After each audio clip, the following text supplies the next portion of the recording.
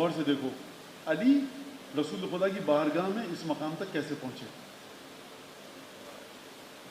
اب میں آپ سے پوچھتا ہوں جناب امیر المومنین کا مقام رسول خدا کی بارگاہ میں کیا ہے؟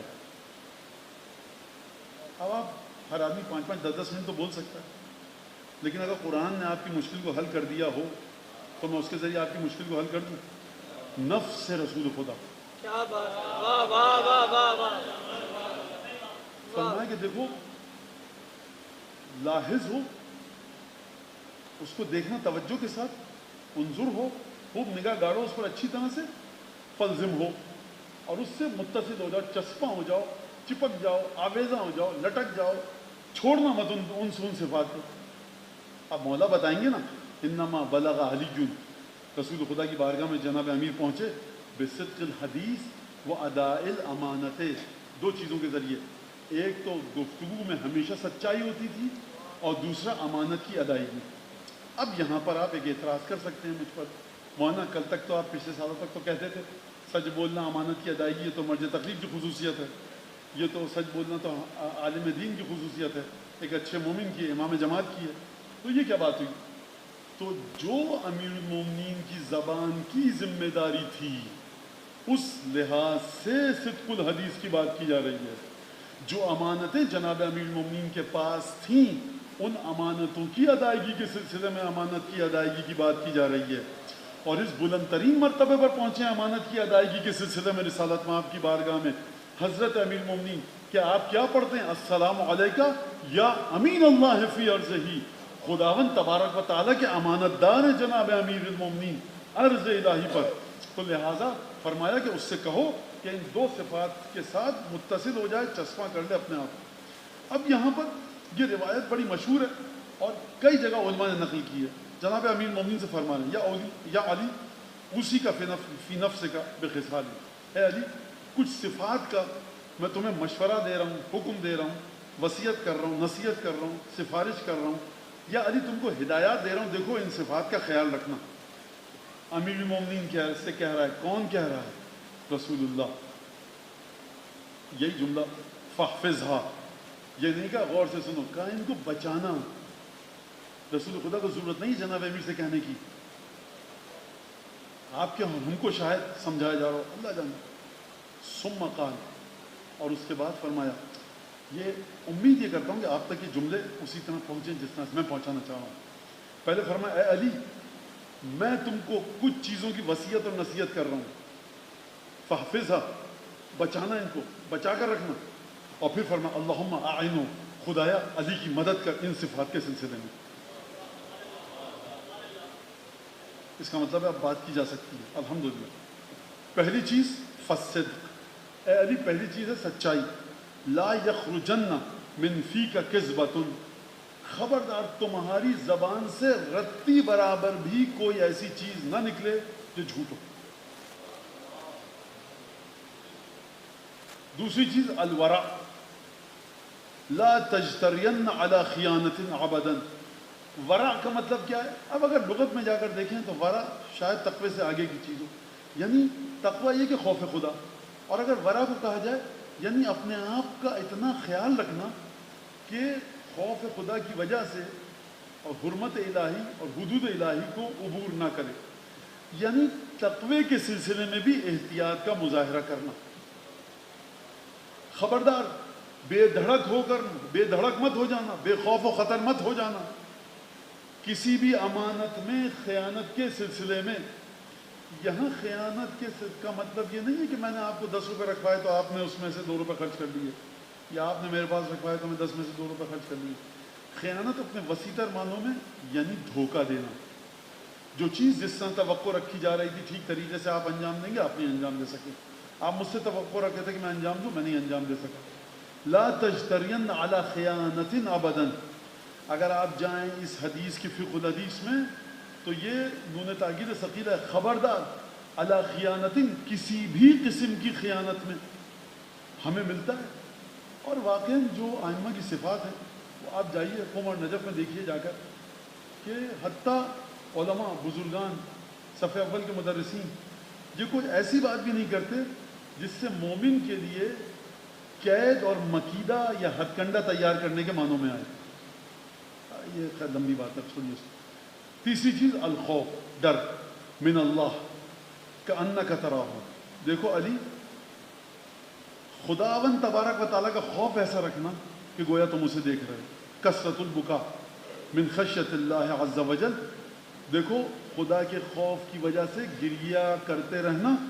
یبن لک بکل دمعۃ بیت فی الجنہ. ہر آنسو جو تمہاری آنکھ سے نکلے گا نا، خدا اس آنسو کے بدلے میں جو خوف خدا کی وجہ سے نکلے گا، جنت میں ایک گھر تمہیں بنا کر دے گا. تو پانچویں چیز بذل مالک و دمک دون دینک. ہمیشہ اپنے دین کو بچانے کے لیے اپنے مال اور اپنی جان کو قربان کر دینا. یہ وہ مقام ہے کہ جہاں پر میں آپ کو نہیں کہہ رہا کہ اس وصیت کو اسی طرح سنیے، کیونکہ یہ وہ مقام ہے کہ جس کو آپ نے غلط طریقے سے سنا تو غلط طریقے سے سمجھیں گے اور غلط عمل کریں گے. یہ وہ جگہ ہے کہ جہاں پر بقیہ چیزوں میں بھی اور اس چیز میں اپنے مرج تقلید کی توضیح مسائل کو فالو کیجیے کہ کس مقام پر آپ کو کتنا مال دینا ہے اپنے دین کو بچانے کے لیے، کتنی جان دینی ہے دین کو بچانے کے لیے. کسی نے کہا کہ آپ وضو کریں گے، بوتل چاہیے، تیمم کیجیے، ورنہ یہ بوتل آپ کو 1 لاکھ روپے کی بیچی جائے گی. 1 لاکھ روپیہ آپ کے پاس تھا، مولانا نے حدیث پڑھی تھی میں دے دوں، اپنے مرضی سے پوچھیے کیا 1 لاکھ روپیہ دینا اس بوتل والے کو مجھ پر واجب ہے؟ تیمم کرنا مجھ پر واجب ہوگا.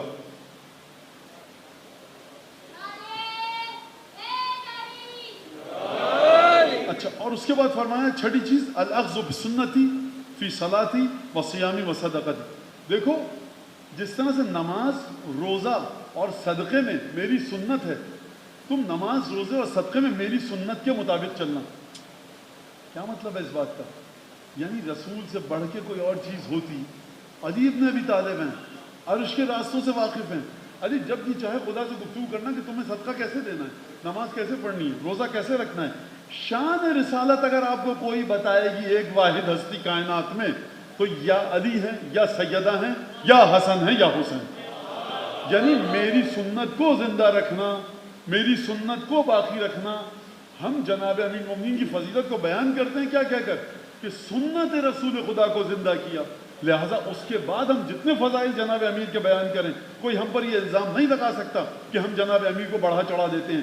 اور جب ہم جناب امیر کو نعوذ باللہ بقول باز کے بڑھا چڑھا کر بیان کر رہے ہوتے ہیں تو جناب امیر کو تھوڑی بیان کر رہے ہوتے ہیں، سنت رسول خدا کی تعالی و ترقی کو بیان کر رہے ہوتے ہیں، کیونکہ سنت رسول ہے ہی جناب علی ابن ابی طالب کے ذریعے. فرمائے دیکھو وہ علیہ کا میری سنت کو باقی رکھنا فی صدقتی و صیامی و صلاتی. ایک تو یہ میری روزوں کے سلسلے میں. کیا مطلب؟ کس طرح سے روزوں کے سلسلے میں 3 روزے رکھنا ہمیشہ. کون سے 3 روزے؟ ہر چاند کے مہینے کی پہلی جمعرات، ہر چاند کے مہینے کا وسط میں جو بدھ آئے، اور ہر چاند کے مہینے کی آخری جمعرات. اس میں روزہ رکھنا.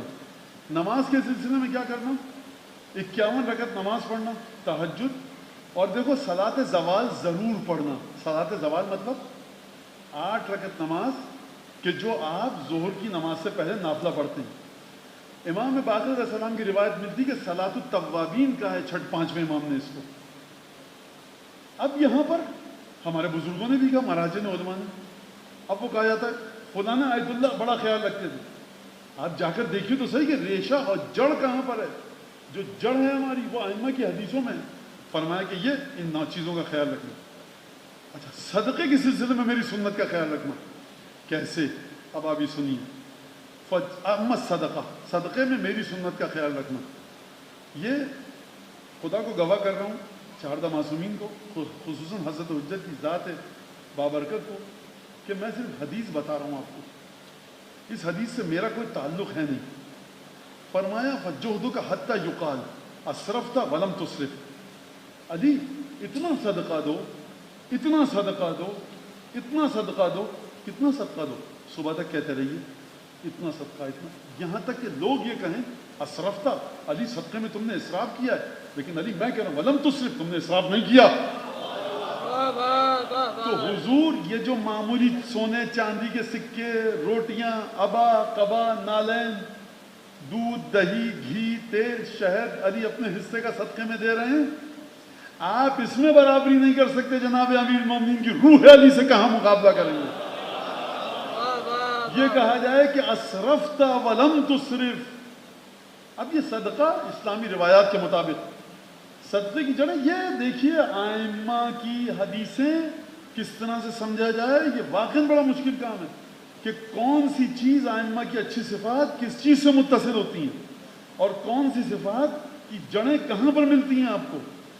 صدقے کی جڑ کہاں پر ہے؟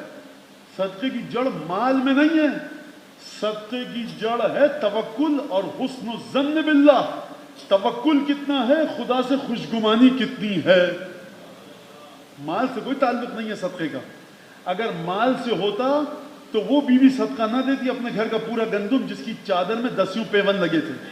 مدینے میں کئی مالدار تھے، آیتیں صرف سیدہ کے صدقے پر اتری۔